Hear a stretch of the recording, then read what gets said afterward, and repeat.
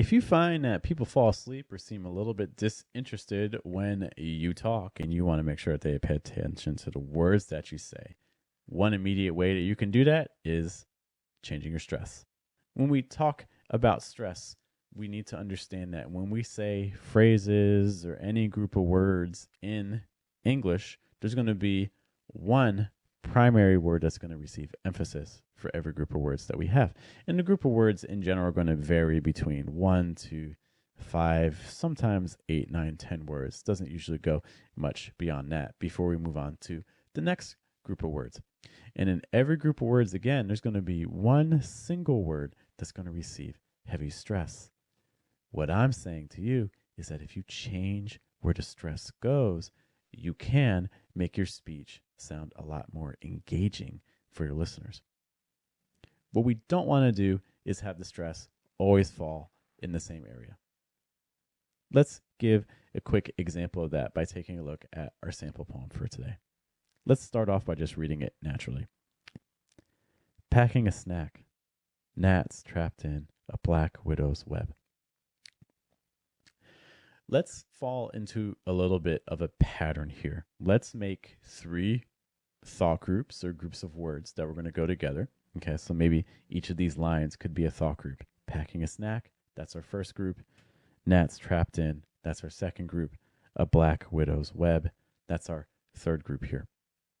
Now, like I mentioned earlier, in every group of words, there's going to be one word that receives primary stress.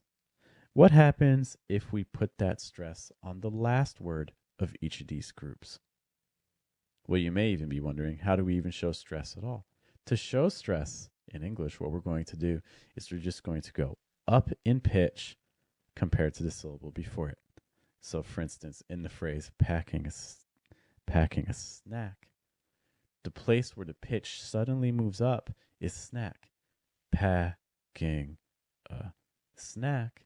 Do you see that everything else before that moved down? So again, to show stress in English, you have to go up in pitch compared to the syllable before you, and your listener will hear emphasis. This is key in American English because when we speak in English, your listener, you may not even be aware of this, your listener is listening for your stresses. It helps make things understandable. What does it sound like if we stress the word in our next thought group? Gnats trapped in. Gnats trapped in. Do you hear again the steps down? Gnats trapped. And then we move up in pitch. In. So our listener is going to hear the stress on in.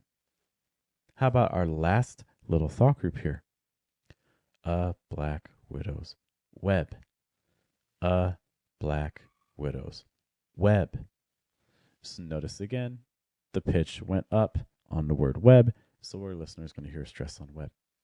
One little secret when you're thinking about stress as well is that right before you go up in pitch on your stressed word, you want to go extra down in pitch. So the pattern is going to sound something like duh, duh, duh, duh, duh, duh, duh, duh, duh. Patterns like that. Packing a snack, ing a snack, or gnats trapped in, duh, duh, duh, gnats trapped in, or black widow's web, widow's web, widow's web. Do you see that extra drop in pitch right before our stressed syllable? So now we talked a little bit about stress, how to stress, and some techniques to use around stressed syllables. Let's take a look at what this sounds like if we stress the last word for each thought group. Packing a snack, gnats trapped in a black widow's web. Let's do that one more time, maybe just a little bit faster. Packing a snack, gnats trapped in a black widow's web. Do you see that all these thought groups kind of start taking on the same sort of rhythm? What happens if we stress the first word for each of these thought groups? Packing a snack, gnats trapped in a black widow's web. Let's do it one more time. Packing a snack, gnats trapped in a black widow's web. One of the things you may start seeing is that we're falling into a pattern. Songs, music, and music-related art forms oftentimes are trying to get into that sort of rhythm. But when we actually talk If I were to always talk like this, stressing the first word in every thought group, that's not a very natural way of talking, right? So what we're going to do instead is stresses very often move around. So what happens, for instance, if maybe in our first thought group we stress the last word, in our second thought group we stress the first word, then in our last thought group we stress the last word again. So last, first, last. It might sound something like this: packing a snack, gnats trapped in a black widow's web. Now let's try experimenting with doing the first word stressed, then the last word stressed, and then the first word stressed again. Packing a snack, gnats trapped in a black widow's web. So you can see that when you have something that you're reading aloud or when you're communicating or talking with anyone, you can have a dramatically different feel for the things you're saying just by changing the location of the stresses you use. Lastly, you want to mix up where your stress falls when you say your thought groups. If you keep stressing the same part of a thought group over and over and over again as you talk, it can sound too repetitive. So change it.